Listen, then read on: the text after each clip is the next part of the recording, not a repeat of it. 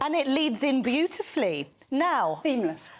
I am an absolute proud Conservative individual, not to be mistaken for alignment with the Tory government previously.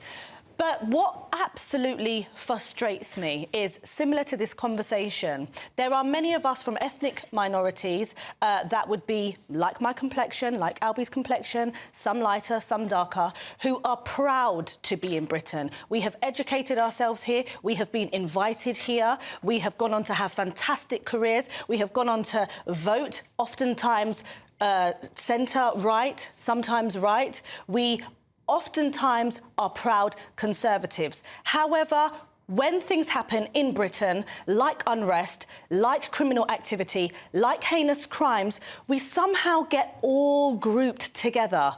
We get criticised. We get told that we are Muslim. We get told to go back, even though we are paying our taxes. If you look at the majority of convenience stores in this country, especially in big cities, it would be owned by Muslims, it will be owned by brown people, it will be owned by Turkish individuals. If you go and have a fantastic fry-up, oftentimes, who runs these now? Muslim Turkish people, especially if you go into East London, North London, even Essex and Hertfordshire. So I want to know, why is it that we can be picked and choose to pay taxes, give back, be proud to be a part of society, however, when issues occur in Britain, all of a sudden, we get back to the queue, we don't want you, you are a part of the problem? Wow, I think I'd probably agree with you there, mostly, Lynn May. So I'm interested, given the conversation that we've just had, what Darren and Renee think of that. Well, James on our comments has said that you're usually great and on the money, but you're talking broken biscuits here, because what the hell has Windrush era got to do with immigrants not integrating in 2024? And is that not a good point? I don't understand, and excuse my if I'm coming across rude here, but if any person who's educated and well-read would know that anything, even over the last 100 to 200 years, has an impact on today. Let's look at class for an instance. It's only recently that... Black kids do better than white working class kids at school. Black Africans do, not black Caribbeans. Let me finish. Right, so that's one small group of an entire white working class. Let me finish. Let me finish. Let's take class, for example. If you go into some of these impoverished white seaside areas, if you go to the north of England, you will speak to those individuals and they will tell you it is extremely hard to break a cycle just through one generation. So to tell me that the 40s has no impact on us now is absolutely for the birds. 1066, the Irish occupation, let's go back all the way. I am a victim, I will forever be a victim, I need to accept that. Why would you do...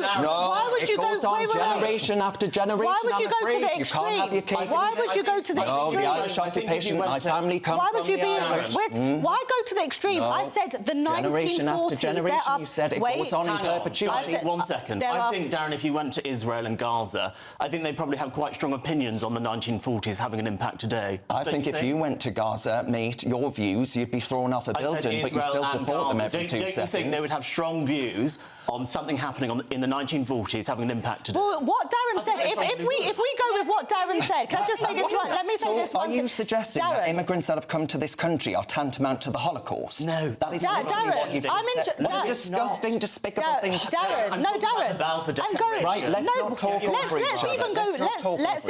Let's even go before that. Let's take what you're saying. How could we go back to 1066? Well, the Romans. In that case, let's go back to the Romans. Well, let's go back to why the area of Israel should even be Israel, because they go back 3,000 years and said it's their land. An argument. We have not got long enough to have an argument about the Israel-Palestine conflict. History informs the present. Thank you. You can't forget the history and say that has no effect on today. We're going to have to move on. Benjamin, any thoughts?